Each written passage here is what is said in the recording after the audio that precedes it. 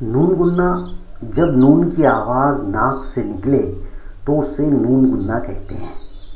نون گننے کی تعریف ہم سمجھ لیں گے پہلے کہ نون گننا کسے کہتے ہیں کہ جب نون کی آواز ناک سے نکلے تو اسے نون گننا کہتے ہیں۔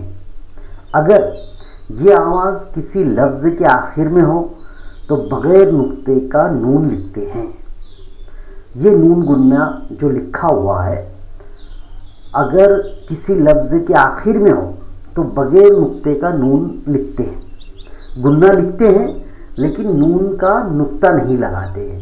جیسے ماں، میم الف ماں، اور اس کے آگے لکھا ہوا ہے گننا بغیر نقطے کا، ماں، وہاں، جہاں، کہاں، نہیں، میں، ہیں۔ اگر یہ الفاظ لفظ کے بیچ میں آئے تو نون کا نقطہ ظاہر کیا جاتا ہے۔ اگر یہ الفاظ لفظ کے بیچ میں آئے تو نون کا نقطہ ظاہر کیا جاتا ہے۔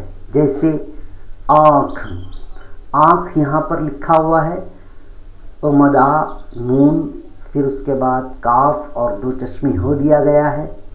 5 اونٹ، دانت، چاند، اس میں نون گننے لکھے جاتے ہیں لیکن یہ پڑھے نہیں جاتے ہیں، یہ بغیر نقطے والا گننا ہوتا ہے جس کو ہم پڑھتے ہیں۔ نون گننے کو ظاہر کرنے کے لیے علامت اس طرح لگائی جاتی ہے، یہ علامت لگائی جاتی ہے نون گننے کو ظاہر کرنے کے لیے، گویا کہ ہم جس طریقے سے اردو میں 8 لکھتے ہیں تو یہ گویا کہ الٹا 8 لکھا جاتا ہے، یہ علامت ہوتی ہے۔ یہاں پر یہ علامت 8، 5 نون کے اوپر، اونٹ نون کے اوپر، دانت نون کے اوپر، اور چاند اس میں بھی جو نون گننا ہے اس کے اوپر یہ علامت لگائی گئی ہے، یہ اس کی پہچان ہے۔ اب اسی طریقے سے ہم دیکھیں گے نون وصلی کسے کہتے ہیں۔ سب سے پہلے نون وصلی کی تعریف ہم ملاحظہ فرمائیں گے۔ جن الفاظ میں نون کی آواز اگلے حرف سے مل کر علیحدہ آواز بن جاتی ہے اسے نون وصلی کہتے ہیں۔ تعریف کو ہم اچھی طریقے سے ذہن نشین کریں۔ نون وصلی کی جن الفاظ میں نون کی آواز اگلے حرف سے مل کر علیحدہ آواز بن جاتی ہے اسے نون وصلی کہتے ہیں۔ جیسے رنگ، ر لکھا گیا ہے، نون لکھا جاتا ہے، پھر گاف لکھا جاتا ہے گ، لیکن یہاں پر نون پڑھا نہیں جاتا ہے، یہ نون وصلی ہے، نون لکھا جاتا ہے، رنگ پڑھا جاتا ہے۔ اسی طریقے سے سنگ، نون لکھا گیا ہے لیکن پورا اس کی ادائیگی نہیں ہے، رنج، جنگل، اسی طریقے سے لکھا جاتا ہے منگل، پتنگ، پتنگ میں بھی نون جو ہے وہ لکھا جاتا ہے البتہ پڑھا نہیں جاتا ہے۔ یہ نون وصلی کی کچھ مثالیں ہیں۔ اسی طریقے سے نون وصلی کو ظاہر کرنے کے لیے بھی علامت 8 کی طرح الٹی علامت لگاتے ہیں۔ نون وصلی کو ظاہر کرنے کے لیے لکھنے کے اندر میں اس طریقے سے علامت لگائی جاتی ہے جو 8 ہے گویا کہ، لیکن وہ الٹی شکل میں لکھا ہوا 8 ہوتا ہے۔ عزیز طلبہ و طالبات، اسی طریقے سے ہم دیکھیں گے یہاں الف ممدودہ۔ الف ممدودہ کسے کہتے ہیں؟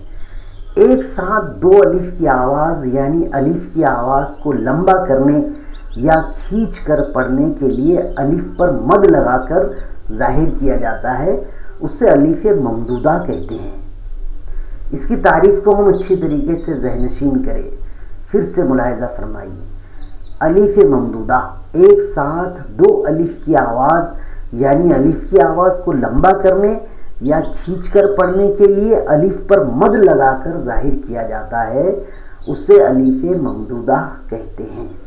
الف کے اوپر میں مد لگا دیا جاتا ہے اور اسے کھینچ کر پڑھا جاتا ہے، اسے الف ممدودہ کہتے ہیں۔ جیسے مثال کے طور پر ہم دیکھیں گے یہاں امد آ اور م، آم، امد آ ج، آج، امد آ پ، آپ۔ اسی طریقے سے آواز، آثار، آفات، آرام، اس کے اندر میں جو ہے 2 الف نہیں لکھے گئے ہیں بلکہ اس کو لمبا کھینچ کر پڑھنے کے لیے अलिफ के ऊपर मद का इस्तेमाल किया जाता है, मद लिख दिया जाता है। इसी तरीके से हम देखेंगे अलिफ मकसूरा। अलिफ मकसूरा की तारीफ, किसी हर्फ के ऊपर अलिफ की आवाज़ के लिए जो छोटा सा खड़ा निशान लगाया जाता है उससे अलिफ मकसूरा कहते हैं।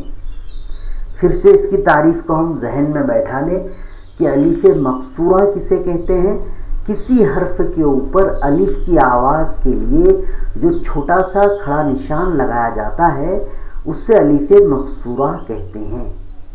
जैसे मौला, यहाँ पर मौ लिखा जाता है, लाम और ये लिखा जाता है, लेकिन उसके ऊपर ज़बर की अलामत लगा दी जाती है, छोटा सा अलिफ लगा दिया जाता है, उसे मौली नहीं पढ़ा जाता है बल्कि हम उसे पढ़ते हैं मौला। इसी तरीके से मुस्तफ़ा, मुस्तफ़ा फ़ा और य के ऊपर जो है अलिफ, छोटी अलिफ लिखी जाती है, उसे पढ़ते हैं मुस्तफ़ा। मूसा, इसी तरीके से दावा, यहाँ पर खड़ी ज़बर या छोटा सा अलिफ लगाया जाता है, उससे अलिफ मकसूरा कहते हैं हम। तो दावा इस तरीके से पढ़ा जाता है।